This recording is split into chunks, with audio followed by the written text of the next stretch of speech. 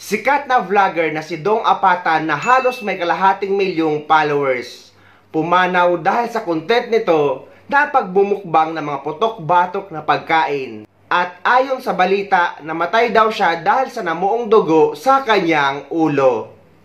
Madalas nagiging laman ng mga content creations ng mga content creator at vloggers ang pagkain ng sobra-sobra o tinatawag na mukbang ng mga lechon, lamang dagat at iba pa na lubhang mapanganib sa kalusugan ng tao dahil sa taglay na kolesterol, uric acid at iba pang salik na maaaring humantong sa atake.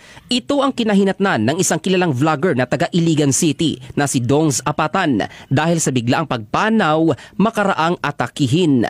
Tinuturong dahilan ay ang huling mukbang content nito kung saan isang buong pinalambot na ulo ng baka ang kanyang dilantakan.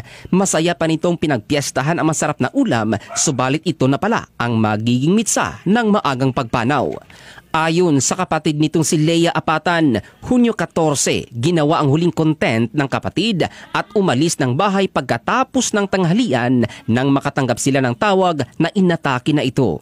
Nadatna ng kanyang mga kaanak sa ospital ang vlogger na wala ng malay. Nakakabit ang mga aparato sa kanyang katawan kaya't isinailalim sa test at doon nalaman na may namumuong dugo sa kanyang utak. Sinubukan pang ilipat sa isang ospital sa Cagayan de Oro City ang vlogger, subalit hindi na kinaya ng kanyang katawan at tuluyang pumanaw. Naulila ang kanyang mga anak. Nabatid na kilala si Dongs Apatan sa kanyang mga minsan putok-batok na mukbang content na makikita sa kanyang page na mayroong halos kalahating milyong followers.